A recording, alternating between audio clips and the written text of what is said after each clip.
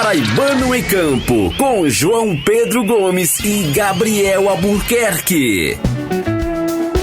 Semifinais do Campeonato Paraibano definidas e rebaixados também, Gabriel.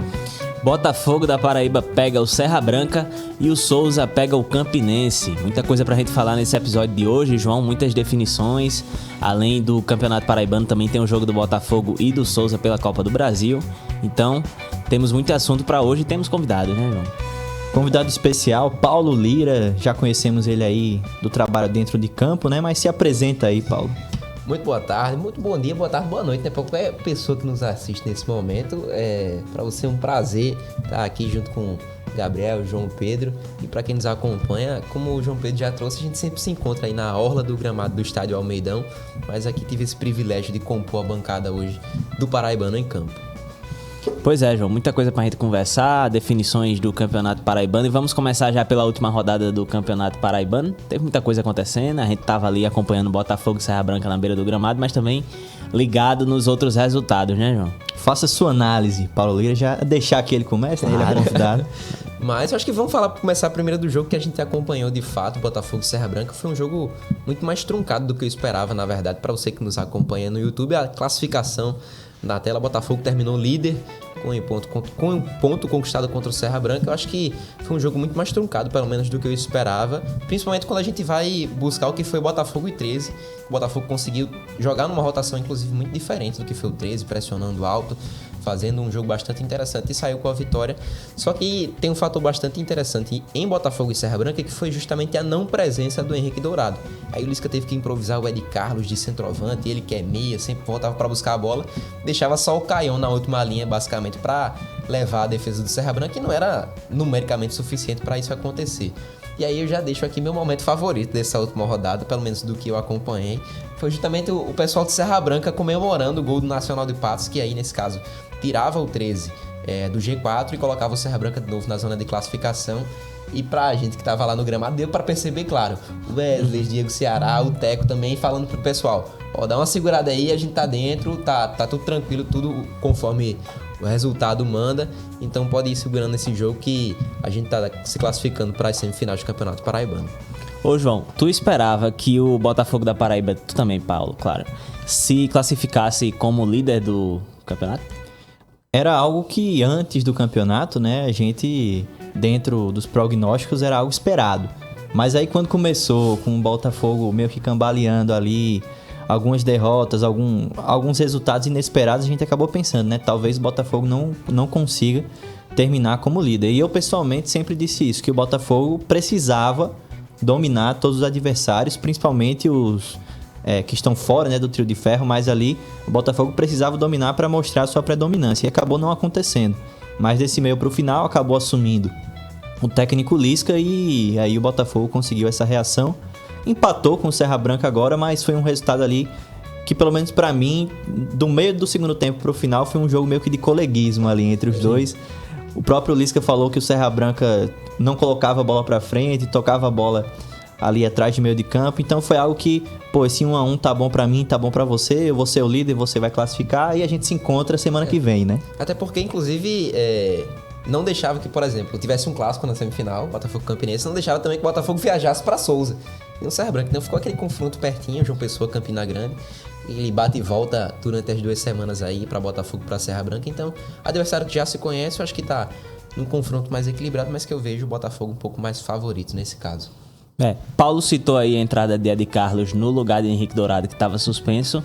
E, Paulo, você que se debruça um pouco mais sobre essas questões táticas, você acha que foi a melhor solução que Lisca tomou, ou poderia ter tido um outro jogador no lugar de Dourado? De primeiro momento, na verdade, quando eu observei a escalação do Botafogo, eu imaginei que Nenê fosse fazer a função de falso 9, já que era, inclusive, quando ele chegou, era algo que se esperava. Quando o Henrique Dourado não tiver à disposição, bota o Nenê para fazer de falso 9. E acaba que não foi muito bem isso que aconteceu. Acho que o Lisca apostou mais na altura do Ed Carlos, que é um cara alto, e imaginava que conseguiria segurar a bola ali no setor ofensivo do Botafogo, mas não foi tanto isso que aconteceu. Acho que se ele colocasse o Nenê de falso 9 e apostasse num ponteiro, e fazer uma trinca ali, talvez com o Guilherme Santos, Nenê de falso 9 e o Caion na outra ponta, pudesse ter um pouco de profundidade maior. Tanto que o Guilherme Santos chega a entrar no segundo tempo, né? No lugar do próprio Ed Carlos, inclusive. Só que aí entra também o Gustavo Balotelli, que aí faz essa função. Mas eu não iria de cara com o Gustavo Balotelli. Eu acho que eu preferiria colocar o Nenê de falso 9, juntamente com o Giovani, já que ele tem estado dentro desse time titular do Botafogo, porque você faz aquele 4-4-3 básico, com o Jonathan Varela no meio de campo, o primeiro volante, Igor Maduro como segundo volante, e aí bota Giovani para fazer a armação da jogada junto com o Nenê, que aí voltaria um pouco mais para buscar a bola. Só que quando ficou os 3 meias, Giovani, Nenê e Ed Carlos, todo mundo vinha buscar a bola e não tinha ninguém para receber. Tinha quem fizesse o lançamento, mas não tinha ninguém para receber o lançamento.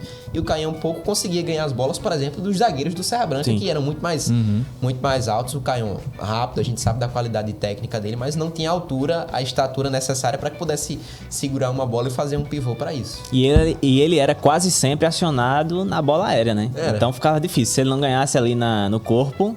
Tanto o que quase não ganhou por conta, claro, da estatura do... Tanto que ele passou um certo sufoco no primeiro tempo com o França, que foi quem marcou o gol do Serra Branca. Eu acho que foi um dos destaques do jogo, não só pelo gol, mas pela partida que fez também.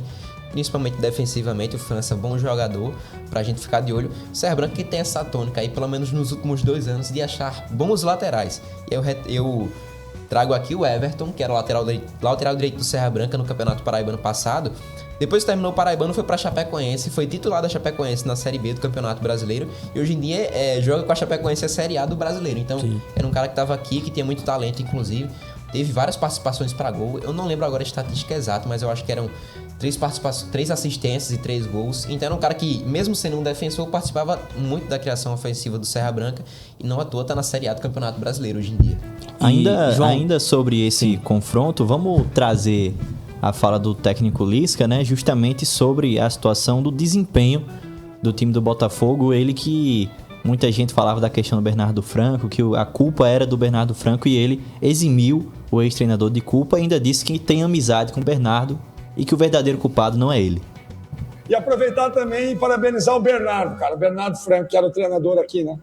O Bernardo, quando eu vim pra cá, olha que eu já assumi lugar de muitos treinadores, cara, mas o Bernardo me ligou, me mandou uma mensagem se colocando à disposição. Nós temos uma relação boa, uma admiração mútua, né? Claro que eu estou muito mais tempo que o Bernardo na estrada, mas o Bernardo já tem trabalhos consistentes no Brusque, no Cuiabá. É um cara muito, muito considerado dentro do clube, pelos jogadores, pela diretoria. Então, Bernardo, queria te mandar um abraço, te agradecer pelos pontos que tu deixou aqui. Essa classificação é nossa. Você faz parte desse trabalho aqui, né? E a gente sabe que não era o Bernardo o problema, né? O problema era outro. E aí, Paulo Lira, qual era o verdadeiro problema? Olha aí, que frase forte, viu? Não era o Bernardo o problema. Outro é complicado, né? Mas a gente sabe que a gente escuta muito dos bastidores do Botafogo, e aí muitas pessoas apontaram principalmente o Rodrigo Pastana, né? Como sendo esse principal, em tese, que seria culpado pelo desempenho do Botafogo em campo, e muito pelas contratações que foram feitas. Soube que no episódio passado vocês se debruçaram muito sobre aquela matéria que eu e o Pedro Alves fizemos pro blog do Pedro Alves, que era justamente sobre a saída, né, de Bernardo Franco, Rodrigo Pastana, e como é que se desenhou essa mudança nos bastidores, que inclusive a saída do Bernardo e do Pastana acarretou uma mudança também de função até mesmo dentro do próprio Botafogo, porque sai o Pastana, executivo de futebol, chega o Rui, que é o gerente de futebol, e aí ele, junto com o Lisca, vão tratando dessas novas contratações do Botafogo, tanto que chega o Felipe Azevedo, né, que é um cara que o Lisca conhece muito bem. O Botafogo também teve negociações com o Rodolfo, que era do Capivariano, mas no momento não sei como é que essas negociações estão em andamento. Então, vão se tratando dessas negociações juntamente técnico e departamento de futebol, que eu acho que é a maneira mais correta de você se construir isso, porque o técnico ele vai identificar, né, o que é que ele precisa, quais características ele precisa, se ele pode potenciar mais um elenco, se ele pode segurar mais um pouco jogadores de uma determinada posição. Mas, do que a gente escutou, o Rodrigo Pastana foi apontado muito como esse pivô pelo mau desempenho do Botafogo em campo e pelas contratações, principalmente porque nem todas as contratações passaram pelo cacife, né, da comissão técnica, Bernardo Franco, Marcão, os auxiliares do Botafogo no geral. Então isso acaba complicando um pouco a vida de quem tá ali à beira do gramado, quando você não necessariamente conhece todos os jogadores que chegam e que você não necessariamente pediu. Eu até trouxe uma lista na matéria sobre alguns jogadores que o próprio Bernardo pediu. Eu teve acesso a uma lista. uma quantidade de nomes. E dentre eles me chama a atenção, por exemplo, do setor ofensivo, o Gabriel Poveda, que é um cara que sempre figura muito bem ali pela Série B do Campeonato Brasileiro. E jogou fora do Brasil, inclusive, jogou fora né? do Brasil, foi, não lembro se Bolívar, eu acho. Bolívar, esse nome que tava na cabeça. E também o zagueiro, que hoje tá no Náutico, se não me engano, o nome dele é o Anderson, tava palavrado com o Botafogo, só que alguma questão financeira acabou melando a negociação entre o Anderson e o Botafogo, então são nomes que poderiam ter reforçado o Botafogo, mas que não necessariamente vieram e que outros, aí eu vou não citar nomes aqui de quem foi trazido pelo Pastana, mas que não necessariamente passou pelo aval do Bernardo Franco, mas que são jogadores que alguns foram dispensados, outros ainda seguem dentro do elenco, mas que vão conseguindo essa classificação e vão conseguindo alçar voos maiores, né? Como o Botafogo da Paraíba. Além desses dois que você citou, tô com a matéria aqui em mãos, tá aqui o meia Patrick Alan e Jean Mota. Patrick Alan, Botafogo tentou, mas ele acabou indo pro Santa Cruz, me corrigindo. Ele assinou um pré-contrato com o Santa, mas o Botafogo chegou a fazer uma consulta pelo Patrick Alan. E o Jean Mota é uma situação parecida. É o ex-Santos? É o ex-Santos. Jean Mota é ex-Santos. O Botafogo tava no Vila Nova na Série B do ano passado. O Botafogo tentou uma negociação com ele, mas ele preferiu seguir outros rumos da carreira e tá tudo dentro do jogo do futebol que a gente conhece, fora dos campos, na verdade. O jogador pode escolher aceitar o projeto do Belo, como alguns aceitaram, por exemplo, do Nenê. Enquanto o Jean Mota não veio, o Nenê veio, abraçou o projeto do Botafogo e alguns outros não aceitam e assim vai indo, assim você vai construindo um time de futebol. Ainda mais nesse primeiro período do ano, que eu acho que sempre uma pauta batida, mas é importante lembrar. O Campeonato Paraibano, apesar de ser nivelado, apesar de estar tendo mais reconhecimento do que os últimos anos, não tem a visibilidade que um Campeonato Paulista tem, por exemplo. E aí eu vou citar aqui o Wendel Lomar. O Wendel Lomar estava no Botafogo, teve negociações para poder ficar, só que ele optou para disputar o Campeonato Paulista, ter uma visibilidade um pouco maior e quem sabe alçar uma prateleira acima dentro do futebol brasileiro, que é do jogo, tá tudo normal. Os jogadores têm planos de carreiras que não necessariamente englobam o Botafogo ou algum outro clube paraibano nesse momento da sua carreira. Paulo, e reforçando ainda mais essa sua tese, né, que é algo que já é difundido, todo mundo sabe essa questão do campeonato estadual. A própria Portuguesa, por exemplo, esse ano está passando por isso. A Portuguesa joga o Paulistão e joga a Série D. Tem jogadores que querem disputar apenas o Paulistão pela Portuguesa. Então o elenco da Portuguesa para o Paulistão vai ser melhor. Mas quando chegar a Série D, consequentemente, jogadores vão sair e o elenco vai ser mais enfraquecido, né? Então você vê que para competição, né? Você vê que o próprio time que disputa o Paulistão, ele mesmo perde jogadores para a sequência do ano, né? Exatamente, porque os jogadores e é normal, acabam alçando não só Campeonato Paulista, Campeonato Carioca, Campeonato Mineiro, dentro do eixo sul-sudeste ali, né? Acabam alçando esses campeonatos estaduais com um pouco mais de visibilidade, para quem sabe, se conseguir uma vaga num clube que, em tese, esteja numa prateleira acima dentro do futebol, ok. Senão ele vai estar ali garantido na prateleira que sempre está, Série B, Série C do Campeonato Brasileiro. E é do jogo, é normal que isso aconteça dentro do futebol brasileiro. Cria-se aí praticamente um jogador de estadual, né? É. Claro que ele vai dar sequência na temporada dele por outro clube, mas é uma tendência realmente, não só no futebol paraibano. E uma coisa que eu lembrei agora, que justamente enfraquece esse movimento, né, de clubes estaduais, principalmente do Nordeste, é quando você não tem a Copa do Nordeste num primeiro momento. Sim. Porque você não tem esse calendário semelhante de Copa do Nordeste no meio de semana, Campeonato Estadual no fim de semana. A Copa do Nordeste vai começar agora, só em abril, março, sabe-se lá. Inclusive fica aí, ninguém sente nem o cheiro da Copa do Nordeste no momento. Fica todo mundo nessa expectativa. Mas é uma competição que, querendo ou não, dá uma visibilidade. Porque você enfrenta ali um Fortaleza, você enfrenta um Ceará, um Sport, um Bahia. Bahia não, porque tá numa competição sul-americana e dentro do novo regulamento mudou a regra, né? Mudou a regra. Mas são clubes que têm a sua visibilidade dentro do cenário brasileiro. E, querendo ou não, você faz aquele jogo um pouco mais cascudo. Você chama um olhar, e até... Vou trazer aqui a informação que acho que vocês têm, né? A do Thalisson, zagueiro nacional de Patos, que chama justamente isso. O cara faz uma boa partida, o técnico, o adversário, vai elogiar o jogador, né? Essa informação, pelo menos, vou já trazendo aqui, né? Claro. Pra você, pra quem acompanha o podcast, porque Pedro Quaresma e Iago Sarinho trouxeram recentemente de que há sim, de fato, o interesse do Botafogo no zagueiro do Nacional de Patos, mas nossos amigos têm informações diferentes, aí eu deixo aqui pra vocês, nesse momento, trazer o que vocês conseguiram apurar de fato, porque é uma negociação ou não que vai caminhando, é um interesse, mas é um jogador que jogadores dentro do nosso estadual vão chamando a atenção para clubes que têm calendário ainda em disputa. Souza, 13, Serra Branca, Botafogo. Pelo que se sabe, né, João? e peço ajuda para reforçar, é que existe um bom olhar, digamos assim, da comissão técnica do Botafogo da Paraíba com o zagueiro Thalisson. Mas ainda não existe nada formalizado, nada foi formalizado, então de agora o que existe é isso, um elogio e uma troca de elogios ali entre o treinador Lisca do Botafogo da Paraíba e Thalisson. Esse momento que aconteceu ali após o jogo, mas não foi firmado nem de palavra no momento do jogo, nem foi formalizado nenhum tipo de interesse do clube com o Thalisson. Mas como você estava falando, Paulo, essa questão realmente é típica do futebol, não só do futebol paraibano, mas esse jogador de estadual, vamos assim dizer, também acaba... É muito comum a gente ver isso, sei lá, no Campeonato Paulista, no Campeonato Carioca, de times como, sei lá, no Rio de Janeiro, Bangu, Nova Iguaçu, e aí uma contratação do Flamengo de um desses jogadores desses clubes, entendeu? Acho que é o Lelê, né? Lelê no Fluminense. Eu lembro que o Flamengo contratou um centroavante que até Carlinhos hoje de Nova Iguaçu. Carlinhos, que jogava no Nova Iguaçu, jogou estadual, se eu não me engano, até marcou gol contra o Flamengo e foi contratado depois. E agora, na Paraíba, pode se concretizar aí também a negociação de Thalisson, né? Que inclusive já é algo corriqueiro, assim, né? Obviamente é o principal espelho ali dos times aqui da Paraíba, do trio de ferro. A gente tem um Souza, né? Campeão paraibano, que o Serra Branca vai lá e arrasta. Exatamente. Carinhosamente a aldeana chama de Souza Branca, né? Souza Branca.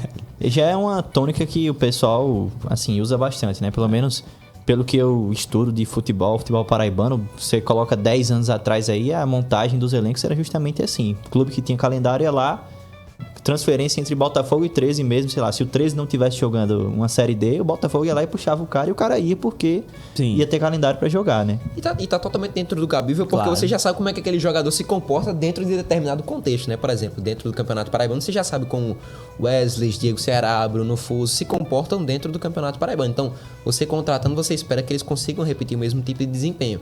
E aí eu trago de novo o Patrick Alan, que era o jogador que estava no Náutico ano passado, o Botafogo tentou, só que e vamos lá, não sei se esse foi o molde, mas pelo entendimento que a gente tem, né, das coisas, ele já estava habituado à cidade de Recife. Já sabia como é que funcionava as coisas. Era mais difícil, eu acho. Eu via mais difícil a saída dele pro Botafogo para uma cidade diferente do que para uma cidade que ele já estava habituado. Sim. E isso conta muito. Tem alguns jogadores que, obviamente, vão dar preferência ao conforto de sua família, que já está habituada. Principalmente jogador, né? Que a gente sabe, filho de jogador deve ter uma rotina muito difícil no sentido que se habitua a uma escola, vai ter que mudar depois de alguns meses. Então, acaba que o jogador também não pensa só no clube, mas ele pensa também na vida pessoal, em qual conforto ele consegue dar para a família dele. Não sei se esse foi o caso do Patrick Alan, não sei se o Botafogo chegou tarde na negociação ou se não chegou às cifras que o jogador queria, mas que dentro de um contexto a gente sabe que tudo isso é levado em conta pelo outro lado da negociação, que é o jogador, é levado em conta o lado pessoal dele também. Vamos falar agora sobre o adversário do Botafogo, né? A atuação, a gente tava falando aqui Serra Branca. O Serra Branca arrastou os jogadores do... O treinador Teco falou conosco logo após a partida, analisou e justamente reforçando essa situação que Paulo trouxe aí, que um dos momentos favoritos dele foi a comemoração dos jogadores do Serra Branca após a classificação. O treinador Teco comemorou bastante também. Mas a vida segue, a gente precisava seguir. Sabíamos que iríamos enfrentar uma grande equipe, que é a equipe do Botafogo, muito bem treinada pelo professor Lisca, né? Com conceitos, dinâmica, né? Variação de jogadas. O Nenê é tecnicamente um jogador excepcional, né? Por isso que jogou onde jogou. Mas o Serra Branca foi gigante, né? Foi simples, foi eficaz. Foi um comprometimento muito grande durante o jogo, né? Um desgaste. Eles precisam comemorar. Esses jogadores foram sensacionais. Eles mereciam pelo trabalho que vinha sendo desenvolvido durante toda a pré-temporada, durante esse período competitivo. Agora é descansar eles, voltar com muita tranquilidade, estudar novamente a equipe do Botafogo, fazer 2 jogos com excelência para que a gente possa aí, quem sabe, alcançar o objetivo de chegar à final do Campeonato Paraibano 2026. Tá aí, João. A gente comentava aqui no episódio passado que se tinha um clube que chegava cambaleando nesse confronto, era o Serra Branca e, por outro lado, o 13, né? Eu fui o único que apostei no Serra Branca. O detalhe a foi gente esse. fez uma espécie de enquete aqui. Não, a gente projetou, na verdade, qual seria a definição aí das semifinais. E João, eu e Pedro Quaresma acreditamos aí na classificação do 13 no lugar do Serra Branca. João foi o confiante aí. Eu fui no Serra botou Branca o Carcará nas semis. É porque foi meio difícil apostar no Serra Branca logo depois do jogo da Copa do Brasil, né? Inclusive, pré-jogo pro Teco, eu perguntei justamente como é que você devolve a confiança aos jogadores do Serra Branca logo depois de ter um resultado daquele que foi Serra Branca e Porto, em que o Serra Branca abre o placar com mais 2 jogadores e toma virada nos minutos finais pra derrubar o ânimo de qualquer A vestiário. gente conversou com o Marcelo Toscano e ele usou a palavra vexatória. Foi uma vitória vexatória. E ele falou dessa recomposição, até psicológica mesmo, de como chegar e respondendo a pergunta que você fez. Aí, trazendo a aspa de Marcelo Toscano, ele classificou realmente a derrota pela Copa do Brasil como vexatória. Eles disseram lá que voltaram envergonhados no ônibus, porque realmente o placar ali, na algo condição absurdo, que estava né? o Serra Você, Branca, né? com 2 jogadores a mais e 1-0 no placar, deixar virar é inacreditável. Menos de 7 minutos, diria. E 2 gols. apesar de hoje em dia ser SAF, eu imagino que o Serra Branca contava muito com o dinheiro da Copa do Brasil, mas... Se eu não me engano, 840 mil reais. Quase 1 milhão vai ter esse investimento derrubado, que poderia inclusive ser investido para novos jogadores, que já que o Serra Branca vai jogar a Série D do Campeonato Brasileiro. E eu vou trazer inclusive outro bastidor, porque logo quando acabou o jogo, eu entrevistei o Wesley, e aí depois eu bati papo rápido com ele. E aí o que eu diria talvez o Wesley seja dúvida para esse próximo jogo, porque na partida contra o Porto Bahia, ele inclusive não foi relacionado, tanto ele quanto o Diego Ceará não foram relacionados, não viajaram inclusive pra Bahia, e aí ele volta no jogo contra o Botafogo e ele me confidenciou, cara, eu acho que eu senti um pouco aqui a lesão, não sei se eu vou estar disponível para esse próximo jogo, então é algo pra gente ficar de olho aí, porque a gente sabe, o Wesley pra mim eu acho que foi o melhor zagueiro do Souza no ano passado, do Campeonato Paraibano. Seleção do Paraibano, Seleção inclusive. do Paraibano. Diego Ceará nem se fala, é o artilheiro das últimas 2 edições, é um cara que, se tiver 100%, consegue ajudar estratosfericamente o Serra Branca, mas enquanto não tem, Marcelo Toscano vai segurando a onda, e muito bem, inclusive, artilheiro do Serra Branca nesse momento, então vai segurando a onda muito bem, já tinha defendido a equipe, voltou agora e consegue repetindo esse mesmo bom desempenho que teve na sua última passagem. E aí, já próximo compromisso do Botafogo, né? Ainda falando de Botafogo, Botafogo agora deve enfrentar o misto pela Copa do Brasil. A gente vai trazer para você também essa cobertura. Botafogo vai jogar contra o misto no meio da semana, na quarta-feira, pelas 9 horas da noite, né, Paulo? 9 da noite. 9 da noite, então vai até o Mato Grosso para enfrentar o misto. E o goleiro, Michel Fracaro, projetou esse confronto, obviamente falou sobre a partida contra o Serra Branca, mas projetou esse confronto contra o misto. Totalmente focado no nosso campeonato paraibano, né? Então agora nós temos 2 dias para se preparar. Até o professor falou isso com nós, falamos, olha, nós até já vimos algumas coisas do misto, mas vamos focar no paraibano, no que a gente tem que fazer, a nossa missão, a nossa guerra, a nossa batalha era hoje, nós fizemos. Então a partir de agora, amanhã já na viagem, terça-feira, nós temos 2 dias para acompanhar e ver sobre o adversário, né? Eu acompanhei um pouco lá da tabela do Mato Grossense, foi um time que fez uma boa campanha no Mato Grossense, classificou em cima do Operário nos pênaltis, então nós temos sim algumas informações, sabemos que o campo lá é um pouco apertado, né? Então vai ser um jogo difícil, porque é um jogo fora de casa, mas nós vamos lá para impor o nosso jogo. Nós crescemos na competição aqui, isso nos deu uma casca, nos deu volume de jogo, eu tenho certeza que nós vamos conseguir colocar isso dentro de campo lá, e se for da vontade de Deus, que é o que eu sempre falo, nós vamos lá para buscar essa classificação, se for da vontade dele, nós vamos sair de lá classificados, se assim for da vontade de Deus. Tá aí, Michel Fracaro. Palpites pra essa partida é difícil, né? Você tem que estudar muito um time de tão longe. Um time de tão longe, um time do Mato Grosso, mas que tem um retrospecto assim, acho que até medíocre. Não sei se seria muito bem essa palavra, mas chega na mesma altura nesse confronto contra o Botafogo, na minha visão, né? Eu acho que, na verdade, o Botafogo vejo com certo favoritismo. O que complica, na verdade, é o Botafogo tentar implementar o seu estilo de jogo de bola no chão, quando um campo que não vai favorecer tanto assim, na verdade. Eu acho que essa é a maior dificuldade que o Botafogo vai enfrentar. Além de entender que o misto vai ser um time mais fechado, eu acho que a maior dificuldade que o Botafogo vai enfrentar é o gramado. É um gramado que não tem as condições que tem o estádio Almeidão, que inclusive o que mais se fala é que o gramado do CT da Maravilha do Contorno é de uma qualidade impressionante, que inclusive foi o que foi pedido, né?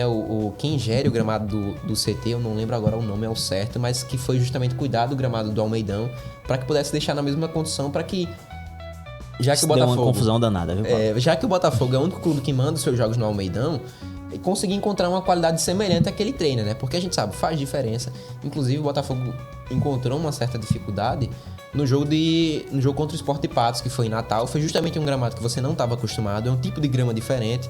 Apesar de estar em boas condições, não estava uma grama alta, nem estava com tantos buracos, mas é um estilo de grama diferente que a gente sabe, acaba dificultando um pouco o jogo. Apesar de eu achar que o Botafogo deveria ter tido uma certa superioridade naquela partida, mas existem dificuldades que estão para além do que os 22 em campo apresentam, e aí é para se levar em conta. E eu acho que isso vai ser a tônica do jogo contra o Misto. Eu acho que é uma dificuldade que vai sim ser apresentada ao Botafogo, para você que está acompanhando aí na tela, 9 horas, o horário confirmado, quarta-feira. É uma dificuldade que vai ser imposta ao Botafogo, que é o gramado do estádio Dutrinha. Então é algo que o Botafogo vai tentar reverter ou tentar se sobressair, apesar de encontrar um time um pouco mais fechado. Também um gramado que não é aquele que ele já está acostumado a jogar aqui, tanto no seu CT quanto no estádio Almeidão. Botafogo que não terá o lateral PK, né, para PK. essa partida, então vai ter que contar com o Bull, muito provavelmente, para suprir essa lacuna, né? E ainda tem a opção do Lucas Senna, talvez, que é o novo lateral do Botafogo. Improvisado, pode fazer ele improvisado ali. Eu acho que o Eric deve ir a jogo normalmente, então fica essa opção a mais aí, já que o Vitor Ricardo foi dispensado, né? O Botafogo, em tese, tinha 3 laterais direitos, Vitor Ricardo dispensado, então fica PK e Bu na lateral esquerda, com também com o Eric e o Lucas Senna na lateral direita. Então, se houver algum problema durante a partida, talvez físico, ninguém sabe, né? Tem que estar preparado para tudo. Talvez o Lucas Senna possa ser improvisado na lateral esquerda, como também alguns outros jogadores. O Caião, quando chegou, a estreia dele, na verdade, Jogou foi de de lateral, ala. né? Jogou de ala, praticamente. Então, tem esquemas que o Lisca pode ir testando, inclusive, para adversidades que ele encontra dentro desse caminho. Ele que, inclusive, já projetou na coletiva de que devem chegar mais reforços, porque o Botafogo tem um calendário bastante espremido para poder fazer essa recuperação de jogo, porque encontra uma Série C no fim de semana, aí tem Copa do Nordeste, quem sabe avançando uma Copa do Brasil também. Então são diversas competições que o Botafogo vai tendo dentro do calendário, que aí precisa inflar um pouco mais o seu elenco para que consiga caber dentro de todas as competições. Paulo citou a questão do gramado aí, que foi um bastidor, né? Quem tava na beira do gramado lá do Almeidão na partida contra o Serra Branca acompanhou que houve um desentendimento, claro, no sentido literal da palavra, nada fora do cordial entre dirigentes do Botafogo da Paraíba e a Secretaria de Esporte, que a Secretaria de Esporte não gostou que o Botafogo fez esse reparo no gramado do Almeidão. Inclusive, Essa é bastante sabia, não. a diretoria do Botafogo da Paraíba foi um dia antes no estádio Almeidão, no caso, nesse último sábado, e chegou lá e, não, vamos nivelar aqui, deixar a aspa foi essa, deixar parecido com o gramado da Maravilha do Contorno. E aí depois, isso, claro, não chegou aos secretários-chefe, né? O secretário de Esporte Lindolfo Pires, do estado, e o executivo Arlen Vilarim. E Arlen que estava no gramado no domingo e questionou por que o gramado tinha sido alterado, tinha sido modificado, porque, obviamente, é uma questão que já é um favorecimento de certa forma, né? Porque se atende exigências do Botafogo, o ideal é que atenda também uma exigência do Serra Branca ou não atender ninguém.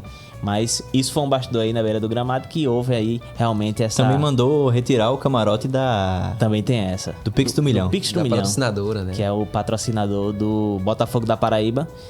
Que realmente e aí já trazendo uma opinião, é uma instalação ali na beira do gramado que talvez precisasse de um estudo melhor. Não precisa de um estudo elaborado para saber que aquilo ali não é o melhor local para colocar um camarote daquele tipo e com aquelas proporções. Porque o argumento foi justamente atrapalhar A circulação da ambulância, por questão de risco, até de saúde. Tem alguns outros locais em que esse tipo de cercadinho, né? Um cercadinho. Esse tipo de cercadinho é colocado atrás do gol.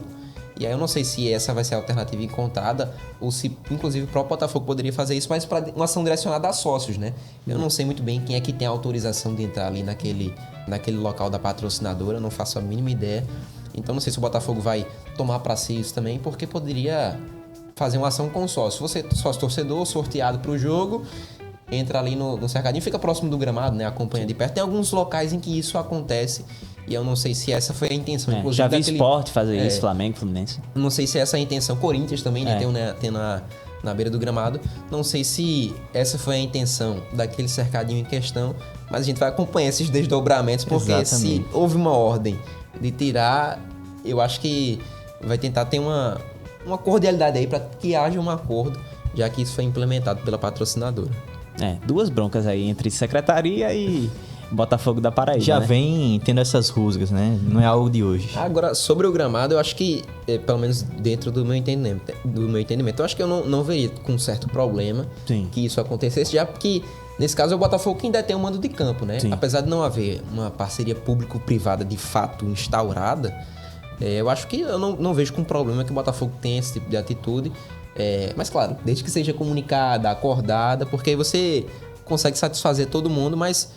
Porque, já que é o único clube que manda os seus jogos no Almeidão, não vejo tanto problema assim de tentar deixar padrão com aquilo que a equipe já está acostumada, inclusive. Eu acho que nesse caso, a queixa da Sergel foi porque pareceu ser uma decisão institucionalizada, como se fosse a secretaria que fez, já que administra o gramado. Porque, por exemplo, seja no bastidor ou algo que até chega a ser público, sei lá, porque algum jogador falou em algum momento, em algum podcast que foi, mas a gente também não é inocente e sabe que o clube que manda...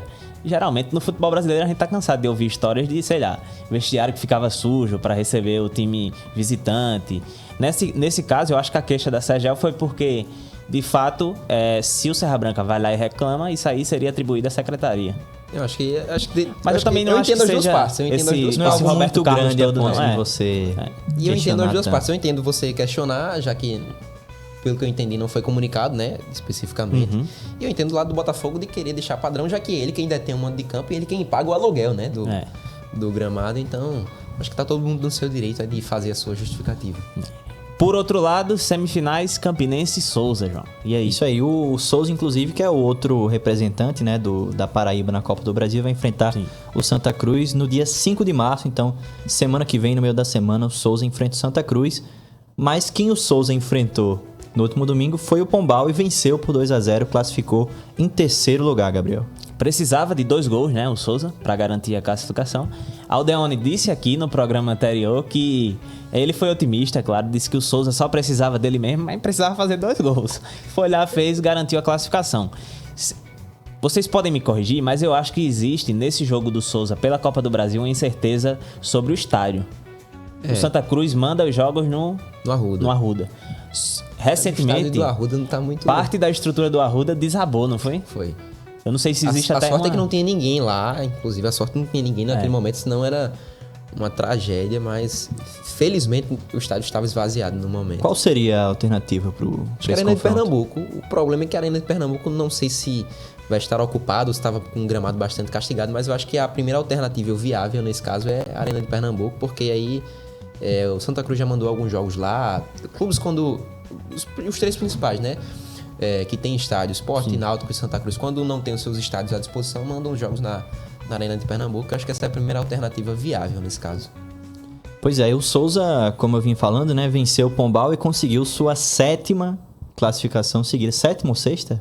7ª, né? Eu acho que é 7. Acho que é 7ª classificação seguida para a semifinal, um feito muito grande aí para um clube do Sertão. Souza vem se organizando nos últimos anos e quem comentou sobre essa situação foi o treinador Alessandro Teles. Que tem o Souza, né, presidente? Porque o Souza mostra mais uma vez que em 7 anos chega entre os 4, né? E isso mostra a força do Sertão, mostra a força e o desempenho do Souza, né? Eu costumo dizer que eu gosto de me entender aonde eu tô.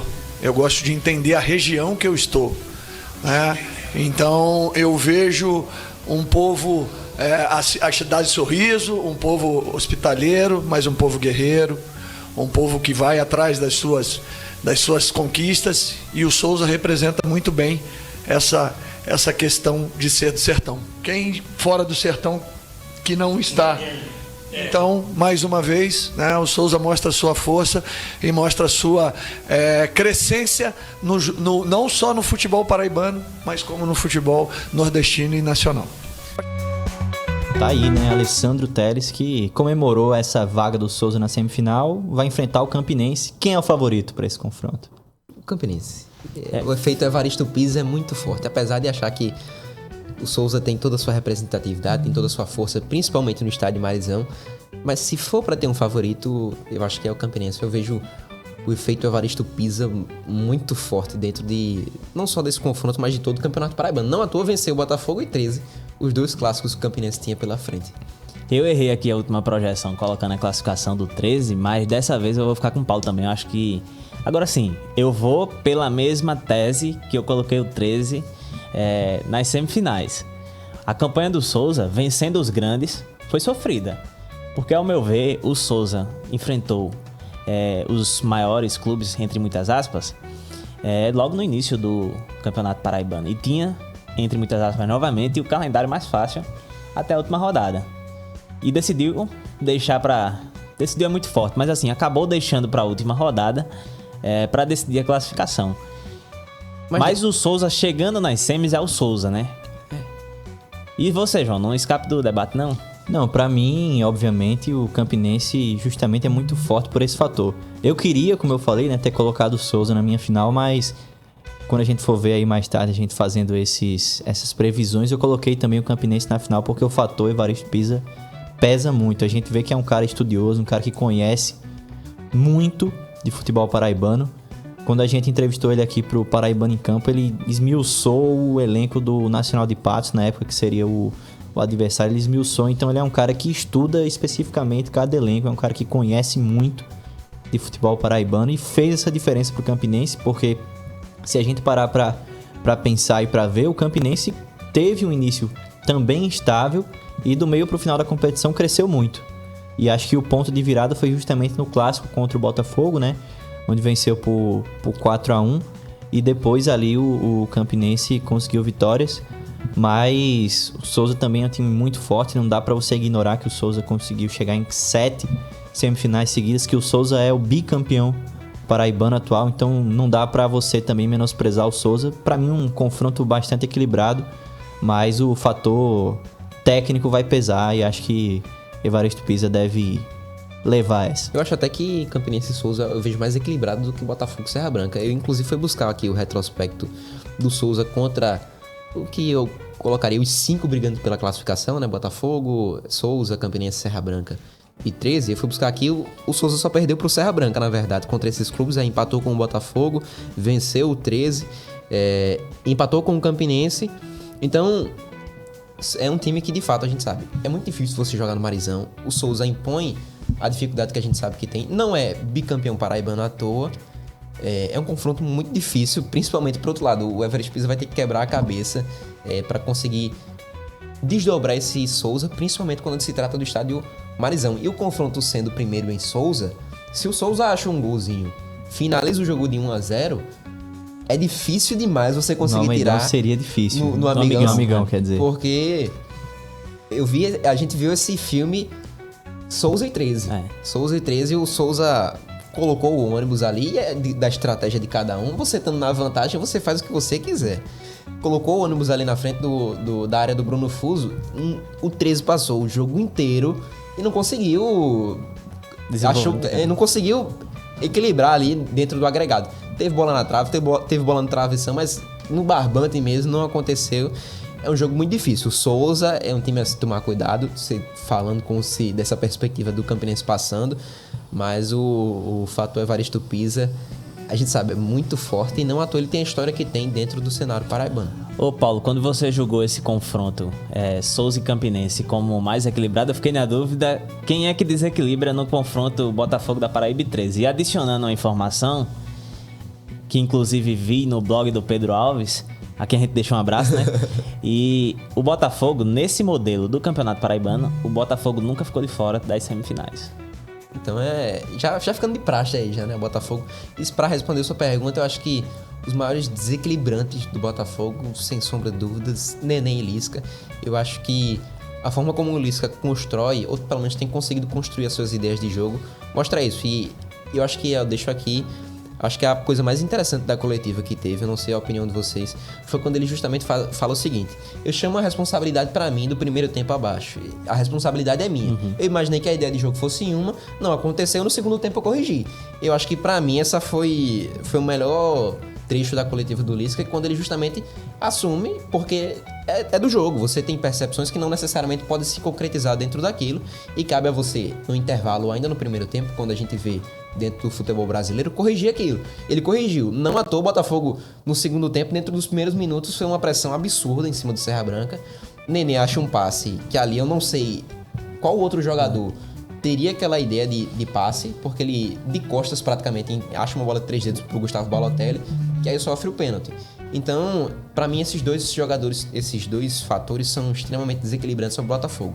Nenê, que é o cara que é imprevisível em campo, você entrega a bola nele, ele vai resolver a parada. Achou o pênalti, quase que faz um gol de falta também. Eu achei que dessa vez iria acontecer a chapada do Nenê. Eu também esperei. Contra o Serra Branca, mas não aconteceu nesse último jogo. Mas eu acho que Nenê e Lisca são os fatores desequilibrantes pro Botafogo contra o Serra Branca. A gente trouxe a fala de Teco, que comandou o Serra Branca na beira do gramado, e esqueceu de mencionar uma informação importante, que o Serra Branca já chega nesse próximo confronto com um novo técnico, né? Gerson Guzmão. Gerson Guzmão. Exatamente. É um velho conhecido, bem, velho conhecido do torcedor paraibano. Conhece bem aí os caminhos do futebol paraibano. Então vai ser um confronto interessante. Se a gente tem, por outro lado, 2 estreantes, pode-se dizer assim, que são bastante desequilibrantes, tem outro cara que conhece os caminhos, né, dentro do futebol paraibano num todo. Mas eu vi você citando muito, né, Paulo? Questão de Pisa desequilibrando. Queria que você citasse, pra você, obviamente, quem é o melhor técnico do Campeonato Paraibano hoje. Melhor técnico do Campeonato Paraibano hoje, eu acho que Pisa. Eu acho que pelo trabalho que ele faz com o Campinense, que a gente sabe. É um clube que não conseguiu calendário nas últimas edições, então tem um orçamento reduzido, né? Consegue fazer muito do que fez com um orçamento até um pouco reduzido, conseguiu garimpar ali seus nomes de confiança, Lídio, Wallace, Joãozinho, mas também trazendo peças novas. O Vitinho, vai dizer isso, Vitinho é um nome bastante interessante dentro do Campinense. Já rolou algumas especulações aí de que ele estaria indo pro Botafogo no fim do Campeonato Paraibano. Já adianto logo que eu não sei nenhuma informação sobre isso, nem só escutei o burburinho, né? Mas não tenho a mínima ideia, informação sobre isso, mas eu acho que Pisa, pra mim, hoje, se a gente for colocar no balanço, pelo que fez, né, dentro do campeonato, é o melhor técnico do Campeonato Paraibano dentro desse contexto. Mas nas últimas rodadas, Lisca chega, claro, de fato, se a gente for olhar pelo todo, né, da carreira, Lisca é um cara sem sombra de dúvidas. E aí eu deixo aqui o que pra mim foi a revelação do campeonato, e assim como foi, acho que Adriano de Souza com o Pombal em 2024, pra mim, Felipe Soares, acho que é um nome a se ficar de olho aí para as próximas temporadas. Não sei se algum time paraibano vai alçar. A torcida do 13 pede muito ele, né? Agora com essa saída do Roberto Fernandes. Cuidado, tem time sem técnico aí. É um técnico extremamente interessante e jovem, né? Porque a gente vê tá muito mais acostumado com os técnicos um pouco mais experientes. Sim. O próprio Lisca, Pisa, são caras um pouco mais experientes. O Alessandro Teles já não é mais um menino. E o Felipe Soares, com seus 30 e poucos anos, chegando, já colocando o Nacional de Patos numa condição aí de brigando pela classificação. Em um dado momento da 9ª rodada, chegou a ficar dentro do G4 e acabou saindo pelos outros resultados construídos dentro da 9ª rodada. Então acho que é um cara aí a se ficar de olho. Não sei se pinta no 13, mas a torcida tem pedido bastante. Então, vamos ouvir... Peraí, João, eu quero saber quem é o seu técnico também. Não, pra mim também, eu concordo justamente com isso, né? A gente tem o Lisca, óbvio, que é um cara que não dá pra negar tamanho que ele tem, um cara, treinou times aí, Série A, Série B, currículo vasto, obviamente, Lisca, justamente também pelas coletivas que ele dá, é um cara que demonstra também ter muito conhecimento, muita leitura de jogo. Você vê uma diferença de um técnico que tem experiência para um técnico muitas vezes que não tem experiência, e o Lisca é um cara que muito diferenciado. Eu digo, o Lisca pode terminar a temporada como sendo o melhor técnico paraibano, pode terminar. Nesse a gente tá mas fazendo hoje, recorte, nesse recorte de hoje, pra mim, Evaristo Pisa também chega nesse local de fala, né, de ser o melhor técnico do paraibano, justamente por isso, por essa leitura dele das equipes aqui da Paraíba. É um cara que conhece muito. A gente perguntou a ele, né, justamente também sobre a força de cada time, o que é que cada time poderia apresentar, e ele foi um cara que foi claro e sucinto nas respostas, então sempre demonstrando conhecimento sobre não só o Campinense, mas sobre as outras equipes, e ele é um cara muito pé no chão, eu diria, viu? Um cara que você chega nele e pergunta ele, e aí, Lisca, qualquer pergunta mais polêmica, qualquer pergunta de projeção, o Lisca ele nunca vai... Aliás, o Lisca não, Pisa, ele nunca vai chegar em você e dizer assim, poxa, eu quero ser campeão brasileiro, sendo que ele não pode ser campeão brasileiro. Ou eu quero ser campeão paraibano, sendo que ele não dá pra ser campeão paraibano hoje. Então o que é que ele vai dizer pra você? Ele vai dizer, poxa, estamos construindo um caminho pra melhorar o time, quem sabe ser campeão paraibano. Então ele é um cara muito pé no chão e creio que isso também tenha feito com que ele leve esse Campinense a um nível que talvez, se fosse outro treinador, não chegasse. Eu vou só, antes da resposta de Gabriel, eu vou só dizer porque dentro dessas características, eu acho que Lisca também tem muito desse pé no chão. É porque é difícil você ter dois treinadores tão bons e conseguir eleger, apesar de, nesse momento, eu fico com o Pisa, porque lembrei da entrevista pré-jogo que eu fiz com o Lisca, e eu perguntei, ô Lisca, como é que você faz essa gestão de cartão no Botafogo para uma possível semifinal, sendo que você tem tantos titulares pendurados, e aí você pode ter um desfalque num jogo importante de uma primeira partida da semifinal. E a resposta dele foi o seguinte: eu vou usar todo mundo, até porque a classificação não está garantida. Se ela tivesse garantida, aí sim eu conseguiria tirar um jogador ali, colocar outro ali, fazer uma gestão de cartão um pouco melhor. Mas como a classificação não está garantida, eu trabalho com o que eu tenho no momento. Se matematicamente não tiver, eu vou me apegar a isso até o fim. E eu acho que não só por essa entrevista, mas por outras também, é um cara muito pé no chão nesse sentido. Sim, eu concordo com o Pisa, claro, por todas as justificativas que vocês deram aí, assino embaixo de todas, mas eu acho que o fator pressão, acho que a gente não precisa trazer o histórico de Pisa para evidenciar que ele sabe muito bem lidar com a pressão. Foi treinador do Botafogo da Paraíba mais de uma vez e salvou o Botafogo da Paraíba do rebaixamento também mais de uma vez, então pressão na Paraíba, Pisa está acostumado. E eu acho que, além disso, a questão de leitura de jogo e de decifrar para um leigo de forma muito coerente, assim, como ele fez aqui na entrevista ao programa, né, João? No primeiro episódio, eu imagino que se ele consegue decifrar as intenções dele dentro das 4 linhas, para um repórter que acompanha e não tem, claro, a técnica tão precisa quanto um jogador de futebol, um treinador, eu acho que isso, ele passando isso como orientação para um jogador, fica de maneira muito lúcida, assim, e é o cara, talvez, eu acho que consegue mais idealizar e colocar em prática, e o seu time colocar em prática em campo. Além dessa questão, vocês mencionaram aí, João citou a questão de Pisa ser um cara sucinto e apegado ali com a realidade e as condições que ele tem. E realmente, ele fala isso, ele não é um cara de fazer... Claro, o objetivo é ser campeão, mas ele é um cara que sabe trabalhar e deixar claro que trabalha com aquilo que ele tem ao alcance dele. E talvez seja até uma semelhança com Lisca, que aí uma impressão pessoal, muito pessoal, enquanto repórter, e depois eu faço um enquanto torcedor, que eu acho que Lisca é esse cara que ele sabe inflamar o torcedor, que a gente viu aí que Lisca tem aí algumas... Não é clima de festa, eu é clima acho de que decisão. 3 coletivas, ele gera muitos edits, né? Pra torcida do Botafogo da Paraíba. E como repórter, o que me pega, assim, é a questão da transparência ali. E o fato com que ele vai decifrando as suas decisões durante o jogo, antes do jogo. Como ele decifrou pra você o gerenciamento, que é essa palavra, dos cartões. Ele faz isso de forma muito clara, transparente, assim. É muito diferente você chegar, nada contra Bernardo Franco, mas o cara sente uma diferença na coletiva de Lisca com como era a de Bernardo Franco, que também era um cara bom de coletiva, mas você sente uma leveza maior. Uma leveza, um apego ali à sinceridade, sabe? Não parece que ele tá escondendo algo de você, ele fala. Claro, a gente não sabe o que se passa no vestiário, nem muito menos em todos os bastidores, mas ele transparece tudo que passou para os jogadores assim de maneira sucinta, e eu acho que o torcedor é carente disso e ele consegue alcançar essa satisfação mesmo do torcedor, que o torcedor gosta disso, tanto é que as entrevistas dele fazem sucesso aí entre a torcida.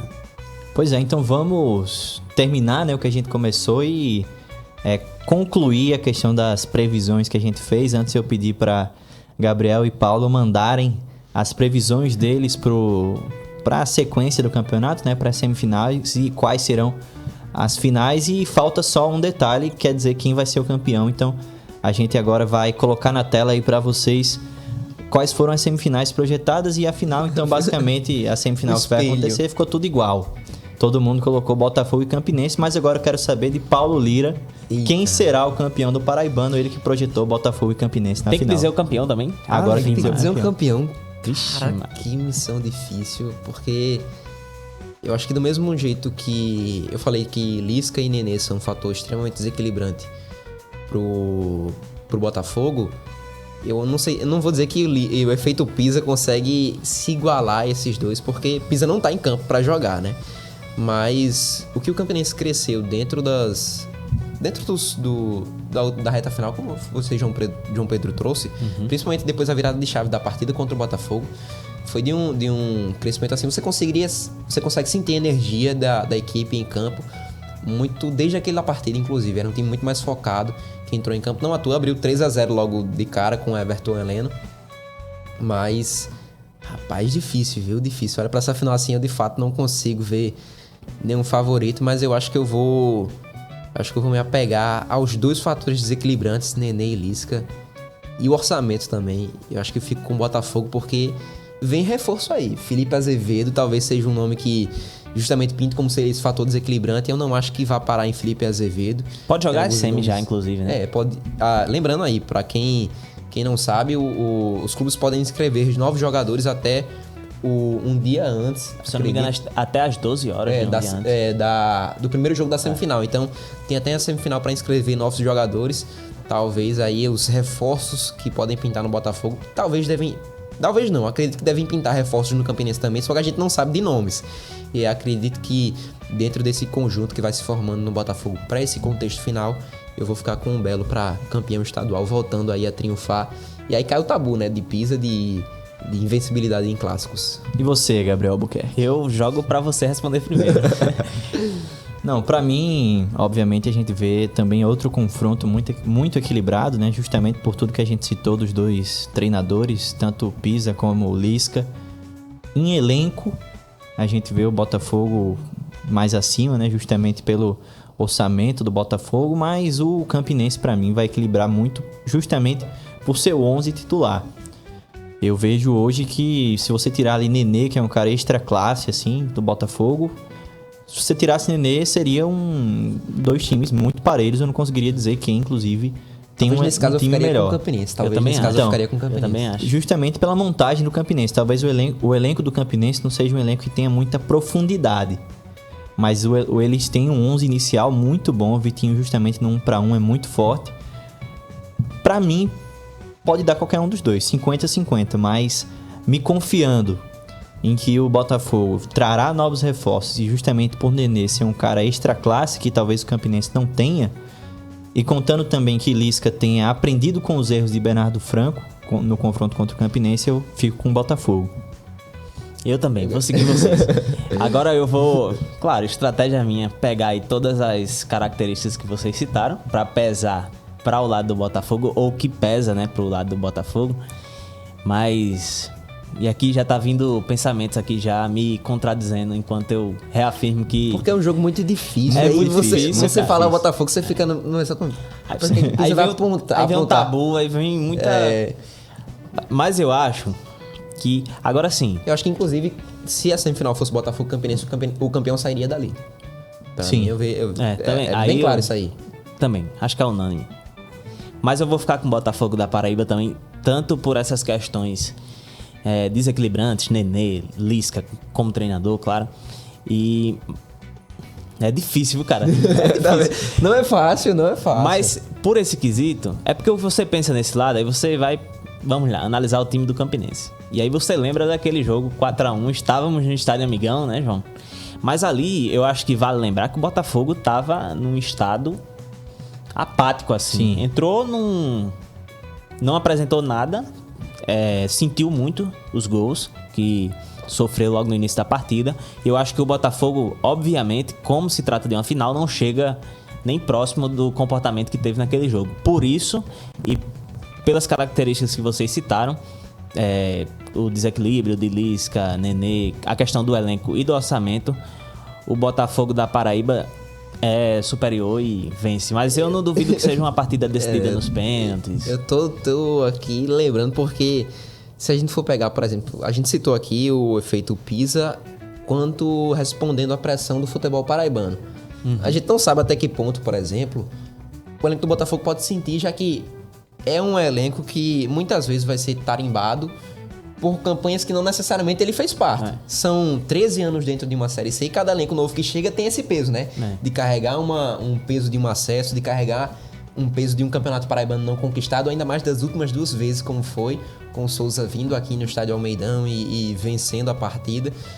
Não necessariamente talvez seja um contexto muito fácil para que você, quanto jogador do Botafogo, esteja inserido. Mas é claro, cabe dentro de tudo que a comissão técnica de Lisca faz, e até por isso ele, inclusive, tem um auxiliar mental, né? Um auxiliar mental. Psicólogo, né? Não sei se o nome dele é Márcio Han, se eu não estiver enganado. Foi, ele disse. Ele tem um auxiliar mental justamente para poder trabalhar esse tipo de quesito, porque a gente sabe, isso pesa, não é desmerecendo, não é que tal jogador não sinta pressão ou que sinta uma pressão exacerbada, mas isso conta dentro de um jogo. Já tem um contexto de uma final. Você vai ter um contexto de... vamos supor que o Botafogo decida em casa. Já tem um contexto de talvez decidir em casa. Tem o apoio da torcida, mas ao mesmo tempo tem jogadores que sentem a pressão. E aí cabe, por exemplo, a comissão técnica dentro desse contexto que eu acho muito bem montado, inclusive trazer um cara mais assim, um psicólogo, né, um auxiliar mental, para fazer justamente essa gestão. Você trabalha um auxiliar um pouco mais da parte tática, outro mais dentro de grupo, e aí o outro você faz o apanhado geral do mental para que você consiga construir um elenco que não seja só forte tecnicamente, fisicamente, mas também mentalmente. Que você tome um gol, você sabe como responder. E eu acho que isso... Quem é o psicólogo do Campinense, na verdade, eu acho que é Pisa. Pisa consegue fazer essa gestão de grupo de uma forma muito avassaladora, que aí eu acho que é um dos pontos que conta pra mim, inclusive, como ele sendo o melhor técnico nesse momento do Campeonato Paraibano. Mas eu vejo o Botafogo saindo um pouco mais à frente por conta desses fatores desequilibrantes. Mas se a gente fosse colocar ali dentro de probabilidades, talvez fosse um 49-51 ou menos ainda, 49, tantos contra 50, tantos. Não, se você fosse colocar, sei lá, pra jogar essa final umas 10 vezes, em jogo único, vamos supor. Coloca 10 vezes eles pra jogarem. Acho que ficaria num 6-4, né? Algo por aí, até porque acho que você falou. Vocês devem fazer mais próximo aquele 11 contra 11, né? Do possível time titular. E aí a gente tem o Wallace, Michel Fracaro, aí Nenê, a gente tem Henrique Dourado, Nenê contra Everton Heleno, Henrique Dourado contra, eu não sei se é o Miguel Vinícius que tem feito essa função ou é o Vitinho. Mas é um time muito móvel do Campinense, então são todas essas nuances que a gente tem numa possível final que a gente olha... Eu ainda olho pra ali e falo assim, cara, é muito difícil de decidir quem é um possível campeão, mas de fato eu fico com o Botafogo pelos 2 fatores desequilibrantes que tem e ainda pela expectativa de reforços que possam de fato ser reforços e não apenas contratações, porque eu acho que é muito importante a gente conseguir diferenciar, não só no caso do Botafogo, mas em qualquer outro clube que a gente encontre. Nem toda contratação é um reforço, mas eu acho que dos nomes que vão sendo apresentados ao Botafogo, principalmente o Felipe Azevedo, tem uma cara aí de ser um reforço muito grande pro Botafogo nessa reta final. Olha só que ironia é o futebol paraibano. Futebol, né? Bernardo Franco deixa o Botafogo da Paraíba, atribuindo a derrota, a goleada que sofreu do Campinense, a uma questão psicológica. O Botafogo da Paraíba vai lá e contrata um cara chamado Lisca Doido. Aí Lisca tem um psicólogo. Mas que tem uma proposta, né? Ou até um recurso. Tem um auxiliar psicólogo. Que aí... Vou resgatar aqui o nome dele certinho pra... Que aí vem e resolve essa questão, que seria uma pendência, que foi apontado como uma pendência por Bernardo Franco, né? Na verdade, o Márcio Ran é o auxiliar tradicional do Lisca, é o auxiliar técnico dele mesmo. Inclusive, ele quem passa as instruções para os jogadores, já vem muitas vezes ali na beira do gramado. O Márcio Ran vem com um folhetozinho assim, inclusive muito bem arquitetado, viu? De definições defensivas, jogo de bola parada, passando tudo para quem vai entrar. E a gente sabe, isso conta bastante. Mas aqui fica o nosso abraço, né? Para as 2 comissões técnicas que, dentro das nossas projeções, essa deve ser a final. E deve ser uma final, acho que de arrepiar qualquer um. E bom trabalho para ambos aí, porque vão precisar, viu? Não, e vai ser um confronto de altíssimo nível, né? Vamos ver o que é que vai acontecer. Não dá para dizer o que é que vai acontecer. A gente tá só chutando. Isso aqui não é torcida. Palpitando, claro, né? Palpitando. É apenas um palpite, mas não é torcida, então... Palpite é palpite. Se você se sentiu ofendido por essa análise... Dissinta. Se dissinta desofendido. Pois é, e Paulo deu uma sugestão muito boa que a gente pode trazer aqui num episódio antes da final, João, que é a gente fazer esse 11 contra 11, e aí a gente tenta aqui a gente busca esse espaço cobiçado aí da agenda de Paulo para ele fazer esse 11 contra 11 aí. E aí a gente também tenta ser um pouco mais folgado e conseguir esse espaço na agenda de Pedro Quaresma, para ver se ele vem aqui e a gente tem os dois aqui na mesa opinando com a gente. Então, se você quiser assistir a esse episódio, né? Semana que vem, pode estar aí que... Convite aí a Paulo Lira, vai estar aqui, Paulo Lira. Com Renovado certeza, vocês convite, estão chamando, eu tô aqui sempre. Pronto, tá renovado. E Então vamos convite embora, público né? aqui a Pedro Quaresma para comparecer também. É a conexão direta, o FPB mais PB aqui, viu? Então é isso, né? Acho que o episódio de hoje já foi bom. Só vamos dar uma olhada ainda no que é que sobra da rodada, né? O que vai acontecer nesses próximos confrontos, quais serão os horários das semifinais do Campeonato Paraibano. Esse final de semana, no sábado, o Souza vai enfrentar o Campinense no Marizão. Então, primeira partida vai ser no Marizão, às 5 horas da tarde. E no domingo, o Serra Branca enfrenta o Botafogo no Amigão, às 6 horas. Essas serão as partidas de ida das semifinais. Já a volta vai acontecer no dia 8 e no dia 7 de março. O Campinense vai jogar no Amigão e o Botafogo decide em casa no Almeidão. É isso, Campinense joga no dia 8 e o Botafogo no Almeidão contra o Serra Branca às 5 da tarde. E o Campinense, claro, manda no Amigão às 6 da noite. E tudo isso você vai poder acompanhar no Paraibano em Campo e nas redes do @portal_mais_pb. Só antes da gente se despedir, fazer aqui a correção e dar os devidos créditos, né? O psicólogo do esporte, Rafael Cirne, membro da comissão técnica aí do Lisca, que está sempre presente. O Márcio Ram, o Jonas Neves e aí o Rafael Cirne, psicólogo do esporte. Então, é isso. É uma honra fazer parte aqui desse episódio com vocês. Estamos aí numa próxima. E já se encaminhando pro final, chegando ao final, na verdade, quem quiser acompanhar aí os bastidores, os furos jornalísticos de Paulo Lira, pode acompanhar Paulo aonde, Paulo? No Instagram aí, já acompanhando paulolira.nr também. Eu sempre jogo ali os meus tweets para que quem quiser acompanhar e se encaminhar, já acompanhar os desdobramentos, principalmente do Botafogo, que é o clube que a gente tá mais próximo aqui em João Pessoa. Quem sabe essa semana aí deve trazer uma contratação nova do Bel. Olha aí. Olha aí, prometeu, viu? Vai ter que cumprir. Não, o meu é @JoãoPedroGC_, se quiser acompanhar, também no portal Mais PB, onde a gente vai trazer todas as atualizações dessas partidas. E o meu, Gabriel ALB no final, de Albuquerque abreviado, ____. Tá aí na tela. Quem quiser conferir, a gente fica grato com o prestígio do torcedor paraibano. Pois é, né? Então, aquele abraço ao ouvinte, aquele abraço a Paulo. E obrigado, até a próxima semana. Até uma próxima. Valeu, Paulinho. Vamos juntos.